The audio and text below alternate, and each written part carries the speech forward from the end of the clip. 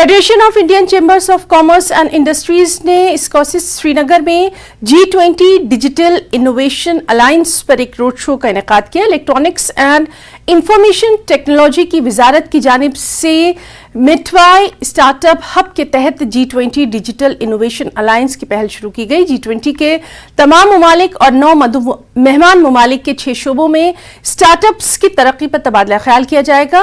Ed tech, health tech, agri tech, فن ٹیک، محفوظ digital infrastructure اور circular economy جو digital technology پر غور و فکر کی جائے گی. اس تقریب کا مقصد اختراعی حل کی نمائش اور اختراعی ماحولیاتی نظام کے پلیئرز کا اتحاد بنانا ہے. اس میں اسٹارٹ اپ، سرمایہ کار، سرپرست اور ادارے شامل ہیں. روڈ شو کے دوران Shri Rajesh Sharma, chairman Jammu Kashmir FICC state council نے خطاب کیا. انہوں نے نوجوانوں کو آج کی تیز رفتار دنیا میں اختراع کی اہمیت کے بارے میں جانکاری فراہم کی.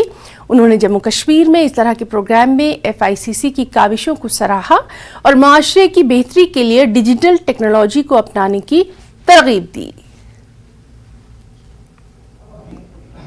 G20 کی پریزیڈنسی میں all Indians are feeling a sense of pride and motivation. And also the G20 has become a people's movement with a people's involvement and a lot of initiative.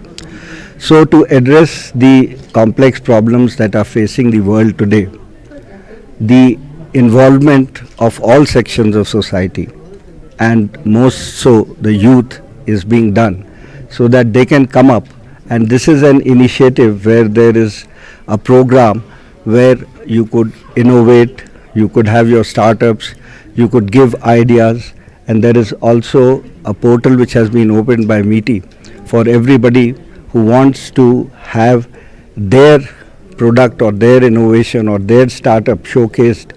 They can apply, and then in the final meet which is going to take place in August in Bangalore, they would be there, and there would be a lot of international showcasing also of startups, innovations. So it will be a great source of motivation for our youth, our students. اس لیے ہم لوگ بہت اتسکتا کے ساتھ جو آنے والا event یہاں ہو رہا ہے اس کا انتظار کر رہے ہیں. 100 ملکوں کے الگ الگ وائس چانسلر آئے ہیں 100 انسٹیٹیوشن سے، اور جن میں کم سے کم وائس چانسلر 25 ہیں مختلف یونیورسٹیز کی.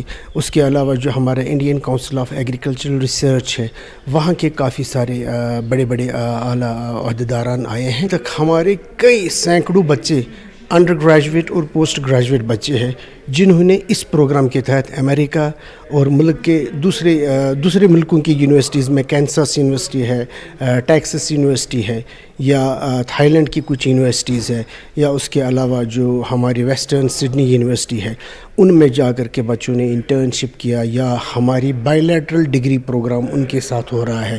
یہ اسی ہائر ایجوکیشن پروجیکٹ کا ایک ذریعہ تھا، وسیلہ تھا کہ ہمارے اتنے سارے انڈر گریجویٹ اور پوسٹ گریجویٹ اسٹوڈنٹوں کو یہ ایکسپوجر ملا.